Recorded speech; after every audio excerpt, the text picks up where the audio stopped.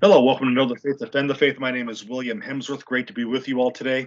My guest, good friend, Keith Little. He's has a podcast of his own, Principle of the Day, and he's been very active in the faith. And we're going to talk about some differences in the setups of Protestants and Catholics. So it should be really fun. So, Keith, how are you doing today? Doing well. How about you? Oh, I'm doing well. I'm blessed. Can't complain. It's warming back up here in Tucson, so we're good. A couple days ago, we were down in the 30s. It was like nuclear winter over here. But but everything's going well. So I thank you for coming on and just talk about this topic because it should be interesting. Now I understand you have some experience in helping. Um, Correct me if I'm wrong. In helping Protestant churches begin. Did I have that right?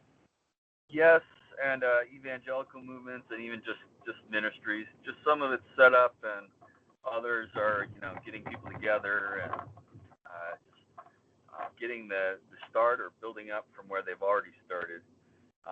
It's a fairly one of those things. If you've never started a business before, you're likely to say the top 10 things you need to start a business versus somebody who started one before. It's usually like an opposing list. And it's the same with church setups. That everybody's got an opinion until you get into do it, and then you realize there's only so many ways to get it done, and it's not buy the building first, and so we get all this expenses up.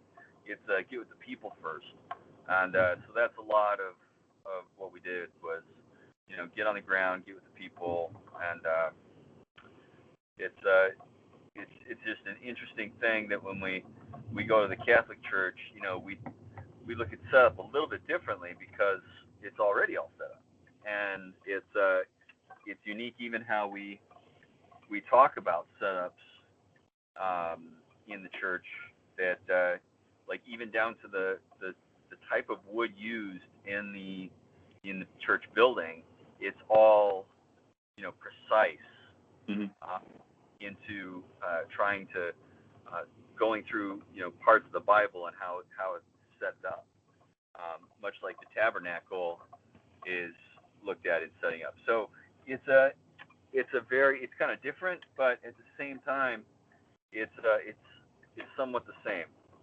and it can be a thing of beauty when you think about the scriptures that people use to pull those together.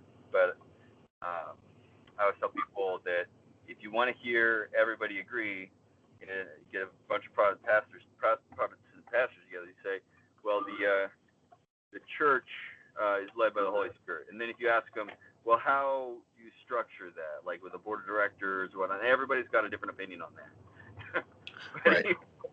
but even as in Catholicism, we have different needs in different areas and different parishes, and we understand that that's a complex thing. And so usually people go with what's in their area. Anyway, Okay. but I know you said I remember you had experience on the Protestant side as well. Did you do any church planting or I didn't do any church planting. Now there is a church in my area that I did some. I assisted the pastor initially when he first moved here, as far as helping with his home group. Because as a church plant, there's no church building. Most of the time, they're starting in their home with yeah? Bible studies, and then they build up. So that was my experience with that. And now he's been around, was it 7 or 8 years now, and they're meeting in a school down the street. So like you said it a few minutes ago, it's different. So in the Catholic Church, we have a church building, and you said it's pretty precise on how some things are going. And in different evangelical circles, you don't have to have that dedicated worship space per se because it's about the people, and that's kind of what they're doing. So what in your experience, what experience do you have? Like, have you worked with different denominations or different groups, like you say? To be honest, I guess you could say I've worked with several different denominational leaders uh, in in a in a kind of mentorship type of role or counseling type of role when they're building up churches. It's just like anything else. When you build up a business, you get worn out. You do. You end up putting so much more of yourself in the business than other people do. It's the same thing with any kind of missionary volunteer type work. When you are putting something together like a church, something else, you have to, you bring people together, but you do the lion's share of the work in bringing them together and then, inspiring people and motivating people to move forward in whatever the build is. And that is, it's a dynamic thing that you end up, feeling overwhelmed all the time. And it's good though, because, people see it and they model it afterwards. But, when we talk about like church planting or church building, I think it's been a rarity that I've ever,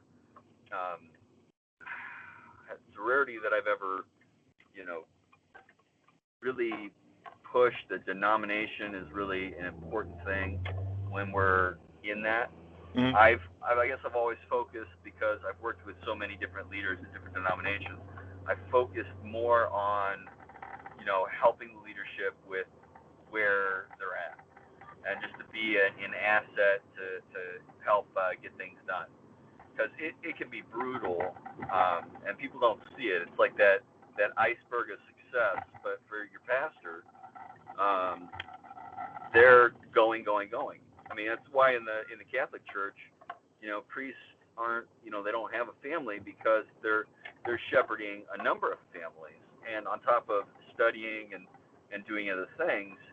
So if their time is all taken up, it's not as easy to do. So when a Protestant pastor has family duties, say 5 kids and stuff on top of everything else, it just piles on and on. And Right. So we started this one group down on the south side of Chicago where just pastors come together and pray together for things just like that. And it's a beautiful thing that some denominations have like prerequisites for setting up a new church, like Redeemed Christian Church of Christ.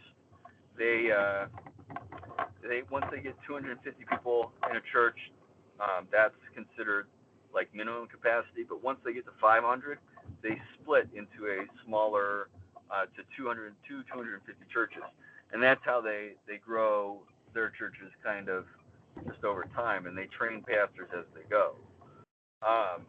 But some churches, denominations have like pre-set up things like that, and then there are people who are either more non-denominational or they're just starting their own church, not really naming it anything, and those guys will have a lot of volunteers, a lot of people wearing a number of different hats, and it can be a little dynamic up front, but it's just like you said, they're in their homes, or they're what free space they can get, because they're operating on minimum budget trying to do something. Right. It's not unlike campaigns, or it's not unlike starting a business a little bit, but the essence of it is all volunteer. So I mean, those guys that start those churches, the first 5% of what you do, is way different than somebody who comes in and just manages pastors. It's like having a founder of a company versus somebody who's going to come in and manage the company, and it's just different. It's a different perspective, and you see in like the Protestant churches even now, they're having a lot where founders, when they say they're going to retire, they're getting like micro judged on every little thing, and people are getting knocked out, like Pastor James McDonald, whatnot. And these are guys that they put their heart and soul in building things up for people, and it can be a sad thing for them. And thank God, at the Catholic Church, we see things a little different. Like the Pope is seen as it's a position, the Vicar of Christ is like a sacrifice to the whole life, or even as a priest, to sacrifice, their life for the Lord, that it's a little bit different. You know, we're not necessarily fearing that kind of thing, but that can go on in a lot of these guys' minds. You know, that they could at any second be tripped up on some small thing that doesn't really matter, and you know, be torn down. So it can be a challenging thing when you're talking about political ideologies and being pressed within a church, or you know, even getting churches from different areas to come together to do something. There can be a feeling of competition when there shouldn't be, and that can be a very rough thing. And it's nice in the Catholic Church. I always tell people it's nice in the Catholic Church if you want to go tell your priest something and you want to talk about it. You don't want it to go anywhere, and you're for sure never going to get it anywhere. It's, you know, confession, and we're blessed to have that. Because you don't find that necessarily in the Protestant church. Sometimes if you move around to a different church, sometimes some gossip might go with you, and that can be a hard thing. Right. Do you have any? What's your experience in the biggest difference procedure-wise for that you've seen in your experience? Yeah, I think coming from my experience, and I'll just refresh those who may be tuning in for the first time. Went to a Protestant seminary, Liberty University. I grew up in the Wesleyan Church. Was a Baptist and all that good stuff. I think one of the biggest differences, you touched on a lot of it, was as far as the pastors go. And we just went through this recently in my parish. My priest, he unfortunately passed away back in May. And, well, the bishop, pretty much what happened is the bishop sent out an email saying, this is open. And then ultimately he just appointed, like there was no, he said, Father Richard, you're now the pastor of St. Francis de Sales in Tucson. Whereas, depending on what Protestant denomination you're in, and I think this is a big thing too. Like in Baptist circles, you have a board that brings in a bunch of people to interview, and it's the board that picks the pastor. And the board is made up of the laity within the church. In the Presbyterian church, it may be the synod. The synod may interview some candidates and say, okay, you're going to be the new elder for such and such. So I think that's a big procedural difference, where in the diocese, the bishop is like, okay, I want him to be the pastor. And in whatever denomination you're in as a Protestant, it's not as simple. There's a whole board that has to go into it. There's an interview process, kind of like a job, if you will. And then in the end, they say you're called to that position. So that church is calling you. In the church I grew up in the Wesleyan church. The pastor retired last year. Great guy, 55 years of active ministry. Love him to death. Still a good friend of mine. He ended up appointing a new pastor from the Philippines. So it was left up to him. It was kind of there was no guidelines in that denomination on how to pick a new pastor. It's left up to the individual church, the individual community there. So there's a lot of differences procedure-wise just in that area. So, yeah, you know what? Go ahead.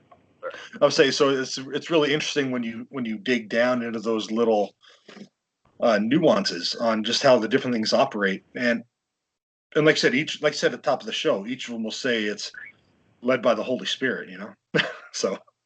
Well, it's interesting, you know, as a former Protestant and Catholic myself, it's just, you know, we talk about having so many differences, and the truth is, like, when we talk about practical application of what we're doing, like traditions, it's a big no-no to say that in the Protestant church that traditions is the way to go. Well, you know, but at the same time, we still all pray before dinner. We all still, you know, have Bible studies, do a certain order for the service or the Mass, and we have worship, and, you know, we do all these same things that, you know, just like with exercise, are a traditional way of doing it. education. We build our educational models and textbooks and how we do it because it works, and there becomes an optimal way of that order of that working, and so that's what we really hold on to, and people do that no matter what church they're in. Right. But it's taboo to talk about the legalistic thing. And I love how you talked about your relationship with your pastors, your former pastors and whatnot.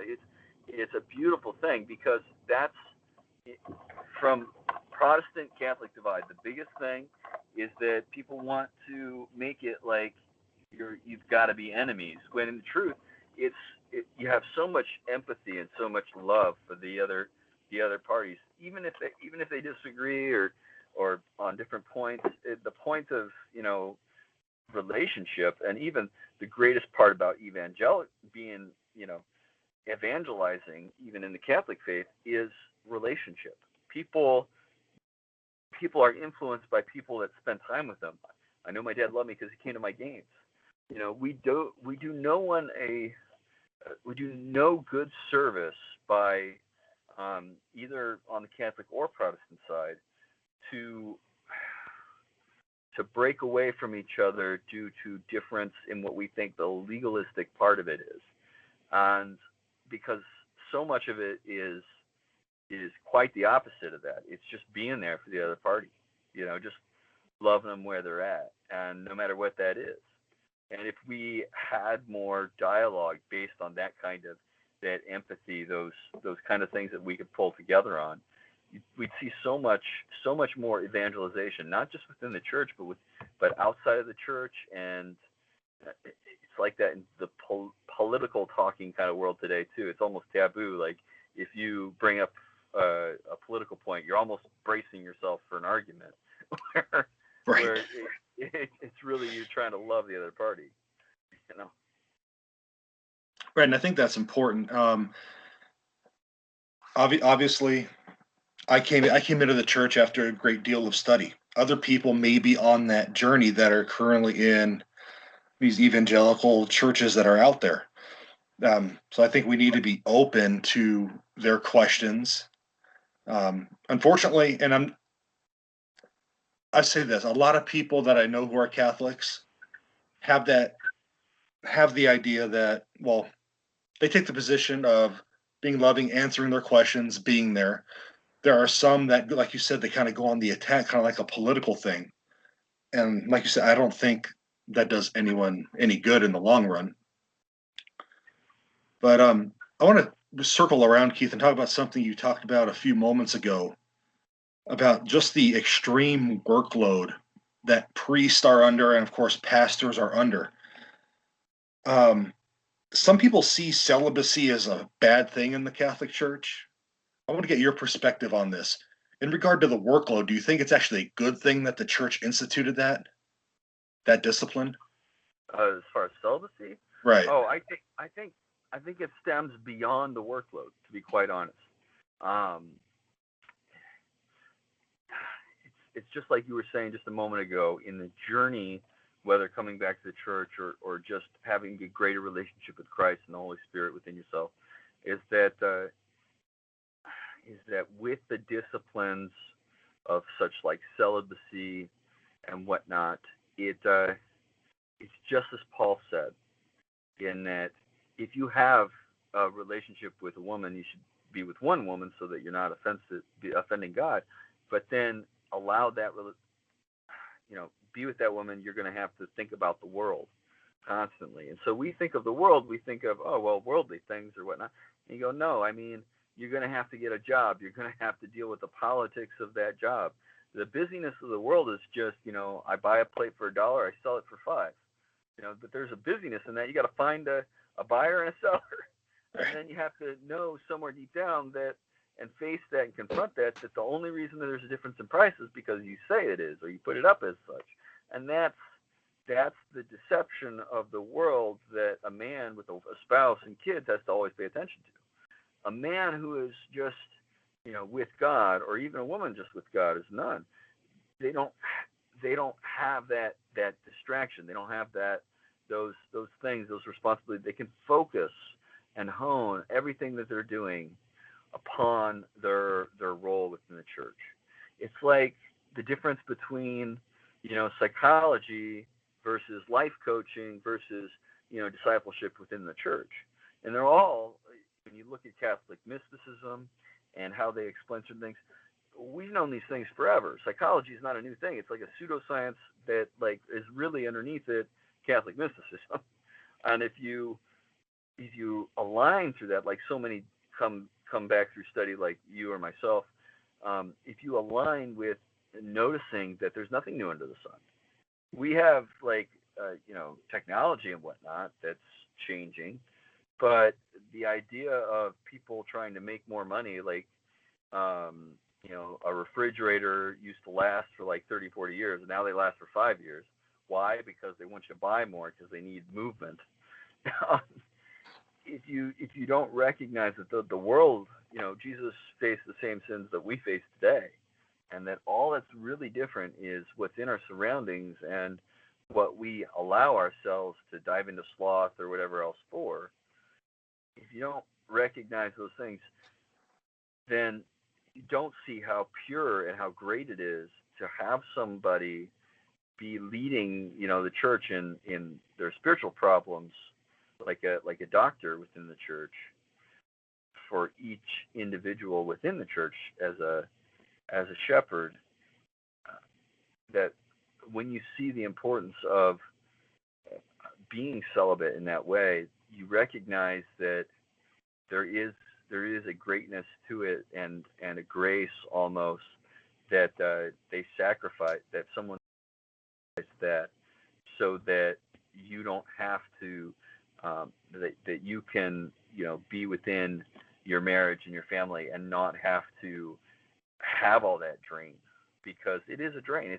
It's a huge responsibility. It's like you right now, being at home, doing the schoolwork with your kids and doing this. It's even then when you have that focus, it's a little split, but it's not like doing two entirely different careers at the same time. But whenever we have a split focus and what our focus is, it becomes harder to juggle. And when we have a wife and children, that if we don't pay attention, William, you know as well as any other man, if we don't pay attention to being active and doing stuff and providing and whatnot and having a plan moving forward, wives get more contentious. They get a little more stressed, and that can bring it on the children more and more, because a man can go sleep in a ditch and make it to work the next day. Right. Wife and the children are not going to do that. So there's a point where we have to be within that buy for $1, sell for $5, and in our conscience that can sometimes eat at us if we think about it too much. And so today it's more about why you do things. But even still, it's very important, in my opinion, to have somebody whose sole focus is within their role of the church. And when having that, you can accomplish so much more. You can, you can do so much more in such a greater amount of time.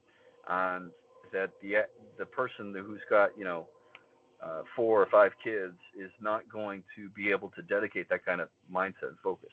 And I hear people argue the empathy side of being a parent, and I get that to a degree until you get to the grandparent stage, and then you're thinking, you recognize that it's more, how that process goes out of, even when you talk about personal discipleship with your kids and your family, that that the priests are really acting in that kind of role in a way. And it's a beautiful thing to think about when we replicate Christ someone else, Christian meaning little Christ, that it's all family, and that we have our blood family, but it becomes a very different thing. So I admire that any man goes into the priesthood, because it's an amazing thing to see somebody with such dedication. It's not something that I don't know. I see as something to mock. I mean, some people see it as something to mock, and I go, why? It's a beautiful thing for somebody to lay down their life like that, like Christ would lay down his life. So, I'd be interested in your own thoughts on that same question, just because your experience is also, Protestant and Catholic. Oh, sure. I see priestly celibacy, and don't be wrong. Some people think it's one of those things that it's a tradition that can't be changed. I mean, it's a discipline. I guess there's Eastern rites where there are married priests. I mean, but at the same time, when I see let me put it this way: when I was investigating the church and when I was active, when I was helping out with this church plant, the pastor would talk about many of his friends who started ministry and 3-4 years later burned out and left ministry because they felt like they had to choose between the church or their family. And within evangelicalism, there's a lot of burnout. It's something like 85% of pastors ultimately burn out, and something like 6 in 10 ultimately leave the ministry. I mean, it's pretty big stats because they're pulled in so many different directions. Yeah. So, kind of like you, I think that priestly celibacy, where they're focusing on the church, they're sacrificing. It's really a sacrifice. It's really a beautiful sacrifice when you think about it. They're sacrificing um, for the church, for Jesus, but at the same time, how many? I look at my children. When my priest passed away, my children were heartbroken. Like, they loved Father Tominga. They absolutely adored him. They'd run to him whenever they saw him, give him hugs and everything else. So it isn't like, yeah, the priest may not have a family of their own biologically, but how many sons and daughters do they have spiritually that kind of look to them in a fatherly role? So I think in a way they're gaining a lot. They're gaining a lot as well, even though they gave up a lot. That's kind of how I see it. It's not like they're not having to choose either or. They're not having to choose between their family or the church. They dedicated their lives to the church, and in extension, they've gained a family, even if it's not by blood. That's kind of how I see it. Yeah, what is it? There's something you said about the burnout aspect there and being pulled. I was once told a story. A friend of mine who's a founding pastor from in Illinois. He told me a story once about how a founding pastor, he had raised this church, and his wife said, "Well, hey, I feel called to go start a church over here," and you know, they ended up, because he wasn't going to leave his pastoral position because she felt called to do something like that. They ended up divorced, and Oh gosh. I and these are not uncommon tales when you have a family and your focus is ministry and you're dependent upon other people giving into the ministry so that you can sustain. Families get burnt out. It's not even just the pastor. The family gets burnt out. They get concerned. They get worried, pulling in every direction, and it can cause stress at home that finds itself within the workplace as well. So it can be, just like you were saying, a strenuous thing. And who calls, what God calls two people to divorce because they both should be raising churches? That doesn't sound right. It goes against what Jesus says. I mean, really. Yeah. So, it's one of those things that it's so important, even during the mass when they're doing um, the Eucharist, and to have that humility that we serve God. We don't, we're not God in that, we decide necessarily what we can do outside of the scriptures. That even as we feel drawn to something, that we need to have that reflection question is it within the scriptures? Because Paul says it right there. And even when I get a founding pastor in the room, and the issue of Peter being lifted up as the first pope comes up, I just go, every founder of a business or a ministry that I know of, or even a church, anybody I know, they want to authorize who's going to be next in line after they take off. And I think to myself, back when everybody was on the boat and Peter was the only one to get out onto the water, everyone else in the boat is twiddling their thumbs. So of course Peter's going to be the person that's going to want to be taken over to lead the church when Christ is gone. It makes sense. So when people talk about secession plans, they go, well, that's what Jesus did, and that's a normal, traditional kind of thing anybody would do. And it's just, when we think about those things in a different way, we can start to open up that, Paul was saying something really important to us, that if you can be just with God like him, then to do that, because we need people, the greatest among, we don't need just servants, we need slaves for God as well, people that are willing to, sacrifice the entirety of their life for kingdom purposes. And if one is able to do that, as Paul is describing, we should, because it's a beautiful thing. And what's so beautiful about it is that when we in Old Testament, or even during Jesus' time, the reason it was so terrible that the Jews, that Jesus was crucified, was that for no good reason, was that murder in the Bible, you're not just killing the person, you're killing their whole lineage. So when you give your life in sacrificing your life to God, to Christ and his kingdom, you're saying something there within that giving that is because your lineage stops in a way, and you're devoting more than just your life. You're devoting the lives of whoever might have come later. And it's like lifting, and it's just a beautiful thing, kind of feeling like that lifting up to heavenly purposes. And to me, that's beautiful. Great. I want to switch gears for a moment. Let's talk about your podcast. How's your podcast going? Oh, William, this last year, I've been slowing down a lot. I'm going to be going to law school, as you know. We're prepping for that, and so I've been told by friends who are attorneys that if I'm really going to do law school right, I'm just going to be doing law school and family. So I feel really called to do that, to go in that direction.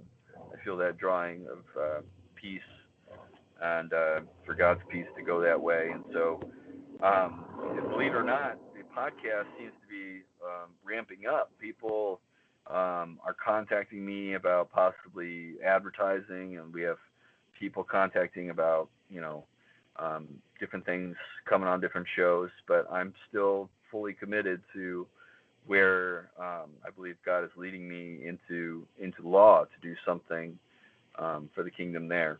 So despite it ramping up, I'm still ramping down. So maybe this time next year you won't see me on any podcast. We can hope.